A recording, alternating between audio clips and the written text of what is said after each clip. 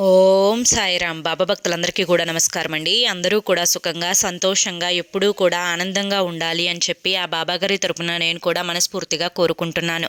ఈరోజు బాబాగారు అందించే సందేశం ఏంటి అంటే కనుక, తల్లి ఈ బొట్టు లేని ముండే దీనిని మందరతోటి పోల్చాలి. ఎవరైతే నీకేంటి తల్లి, నీ యొక్క నాశనాన్నే కోరుకుంటుంది తను. దాని ముఖం మీద ఉమ్ము వేసినా ఎటువంటి పాపం కూడా రాదు. అసలు బాబాగారు ఇంత ఘోరమైనటువంటి మాటలు ఎందుకు వాడుతున్నారో వీడియోని చివరి వరకు చూస్తేనే అర్థమవుతుంది. బాబాగారి యొక్క ఉద్దేశం ఒక స్త్రీని గౌరవించడమే తప్ప ఇలా మాట్లాడటం కాదు. కానీ ఎందుకు మాట్లాడాల్సి వచ్చిందో ఈ వీడియో చివరి వరకు చూడండి. వీడియోలోకి వెళ్లే ముందు చాలామంది కూడా చెప్పుకోలేనటువంటి సమస్యలతోటి సతమతమైపోతూ వాటిని ఎలా తీర్చుకోవాలో తెలియక ఇబ్బంది పడిపోతూ ఉంటున్నారు. అటువంటి వారి కోసం శ్రీ షిరిడి సాయిబాబా ఆశీస్సులతో జ్యోతిష్యం చెప్పబడును గురూజీ శివరామరాజు గారు. Phone number 9959422552. మీరు ఇప్పటి వరకు ఎన్నో చోట్ల జ్యోతిష్యం చెప్పించుకొని మీరు ఆశించిన మార్పులు మీ జీవితాలలో జరగలేదని చెప్పి బాధపడి ఉంటారు.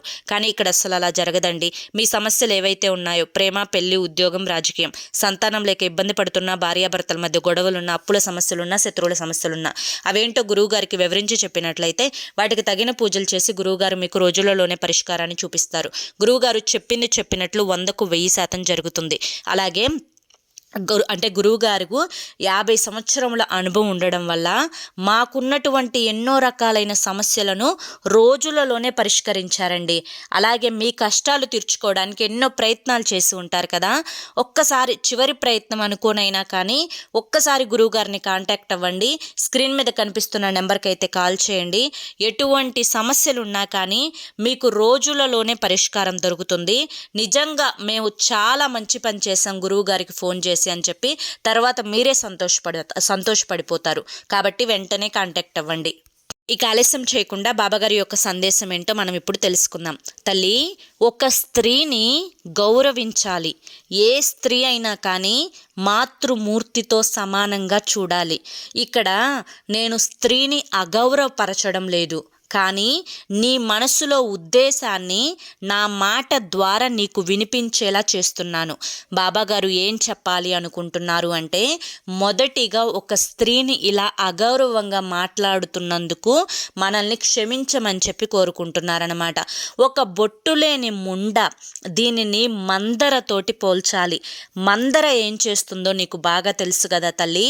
ఇటు మాటలు అటు, అటు మాటలు ఇటు, ఉన్న మాటలు ఉన్నట్లుగా కాకుండా ఆ ఉన్న మాటలకి ఎదుటి వారి ఎదురుగా అంటే అగ్నిలో ఆర్జ్యం పోసినట్లుగా ఉన్న మాటలకు ఇంకాస్త 10 మాటలు పుట్టించి, లేని మాటలకు ఒక 20 మాటలు పుట్టించి నీ మీద ఒక చెడు అభిప్రాయాన్ని బయట వారికి కాదు తల్లి, నీ కుటుంబంలో ఎవరైతే ఒక చిన్న ఫంక్షన్ వచ్చినా, పార్టీ వచ్చినా, పేరంటం వచ్చినా, పెళ్ళి వచ్చినా ఒక 10 మంది మీ వాళ్ళు అనుకున్న వాళ్ళు ఎవరైతే ఒక చాటికి చేరతారో వారందరి మనసుల్లో నీ మీద ఒక రకమైనటువంటి నెగిటివ్ ఆ యొక్క ఉద్దేశాన్ని, ఆ దృష్టిని వారి మనస్సుల్లోకి వచ్చేలా చేసింది.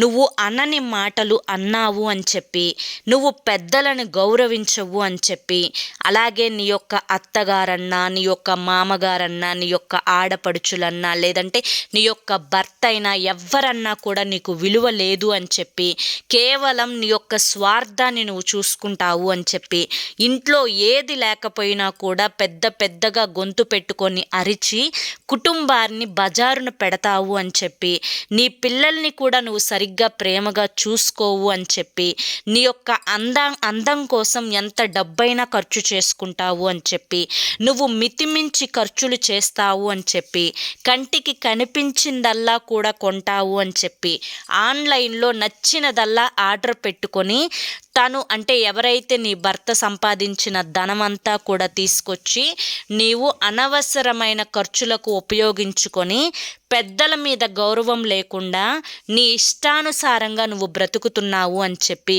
ఏంటమ్మా ఇలా చేస్తున్నావు అని చెప్పి నీ ఇంట్లో వారు నిన్ను ఒక ప్రశ్న అడిగితే వారిని లెక్క లేకుండా మాట్లాడి వారిని అలుసుగా చూసి వారి పరువు తీస్తావు అని చెప్పి, ఇలా ఉన్న మాటలు లేని మాటలు అన్నీ కూడా ఎదుటి వారికి నూరిపోసి చెప్పి నీ మీద చెడు ఉద్దేశాన్ని కలిగించేలా చూస్తున్నారు. ఇలా ఈ యొక్క ప్రక్రియ అనేది కొన్ని సంవత్సరాల తరబడి జరుగుతూ ఉంది. ఇదంతా కూడా నీ కుటుంబంలో నీ ఇంటి పేరు కలిగిన ఒక భర్త చనిపోయిన స్త్రీ చేస్తున్నది. ఆ స్త్రీని మందరతోటి ఎందుకు పోల్చానో నీకు ఇప్పుడైనా కూడా తెలిసిందా తల్లి? ఈ స్త్రీ ఇంత చేస్తున్నా కూడా చాలా అమాయకురాలిలాగా నీ ముందుకు వచ్చి నుంచొని, నువ్వు చాలా మంచిదానివి, నీకు అన్నీ తెలుసు, నువ్వు పిల్లల్ని జాగ్రత్తగా చూసుకుంటావు, నువ్వు ఎన్నో కష్టాలు పడుతున్నావు, నువ్వు అన్నింటినీ కూడా ఓర్చుకుంటున్నావు, నీ అంత మంచివారు ఇంకెవరూ లేరు అని చెప్పి నీ మీద సానుభూతిగా నీ ఎదురు మార్కులు సంపాదించుకునే ప్రయత్నం చేస్తున్నది. కడుపు నిండా విషం, పెదవుల మీద చిరునవ్వు. ఇటువంటి కిలాడీలు నీ యొక్క నాశనాన్ని ఎంతగా కోరుకుంటున్నారో నేను మాటలతో కూడా చెప్పలేను. ఒక చిన్న ఛాన్స్ దొరికితే అవమానించాలి అని చెప్పి చూస్తున్నారు. నిన్ను ఒంటరి దాన్ని చెయ్యాలి అని చెప్పి చూస్తున్నారు. ఎక్కడ దొరికితే అక్కడ తొక్కాలి, ఎక్కడ సమయం దొరికితే అక్కడ అవమానించాలి, ఎక్కడ వీలు దొరికితే ఒక చిన్న మాట వస్తే దాన్ని బాగా లాగి ఇంకాస్త కల్పించి చెప్పాలి. ఇలా చెప్పుకుంటూ పోతే ఒక రకమైనటువంటి ఈర్ష్యతోటి, అసూయతోటి, ద్వేషంతోటి, కుళ్ళుతోటి నీ మీద పగబట్టి రగిలిపోతున్నారు అని కూడా చెప్పవచ్చు. ఎందుకు బాబా నా మీద ఇంత పగ అంటే దానికి ఇటువంటి ప్రశ్నలకు సమాధానాలు ఉండవు తల్లి. ఎందుకు అంటే కనుక కొంతమంది నాశనాన్ని చూస్తే సంతోషపడిపోతారు, అది వారికి రాక్షస ఆనందం. అటువంటి వారి గురించి నువ్వు ఆలోచించి మనసుని పాడు చేసుకోవద్దు. నేను నీతో చెప్పేదేంటి అంటే, ఇవన్నీ నీకు తన గురించి తెలుస్తున్నప్పుడు తనతో మామూలుగా ఉండే ప్రయత్నం చేయకు. నీ యొక్క సమయాన్ని కానీ, నీ యొక్క డబ్బుని కానీ, నీ యొక్క అవసరాన్ని కానీ తన కోసం ఏది కూడా వాడవద్దు. ఎప్పుడూ కూడా తను నిన్ను అలుసుగా చూసిన ప్రతిసారి, అవమానించే ప్రతిసారి ఎక్కడికక్కడ చెప్పుతో కొట్టినట్లుగా సమాధానం చెప్పు, ఉమ్ము వేసినట్లుగా అవమానపరచు. ఎందుకంటే అక్కడ నీ నాశనాన్ని కోరుకునే వ్యక్తి ఏ రోజన్నా నీకు బాగోపోతే ఒక 10 రూపాయలు ఇచ్చిందా? ఏ రోజన్నా నీకు ఒక పూట అన్నం పెట్టిందా? నీ పిల్లల్ని చూసుకుందా? నీ ఇంటిని సరిగ్గా చూసి వచ్చి పట్టించుకొని చేసిందా? నీకు ఒక రూపాయి ఇవ్వనప్పుడు, నీ మంచి చెడులు చూడనప్పుడు నీ మీద ఏ అధికారంతో ప్రశ్నిస్తుంది? పోనీ నీ రక్త సంబంధమా లేదా నిన్ను కన్న బంధమా? ఏదీ లేనప్పుడు నిన్ను తిట్టే అర్హత ఎక్కడి నుంచి వచ్చింది? ఇదంతా కూడా ఒక రకమైనటువంటి అధికారాన్ని, పెత్తనాన్ని చలాయించి చాలా అధికారికంగా ప్రవర్తించి వారి మనసులో ఉండే రాక్షసానందాన్ని మొత్తం కూడా నీ మీద చూపించి నిన్ను పతనం చేయడమే వారి యొక్క లక్ష్యం.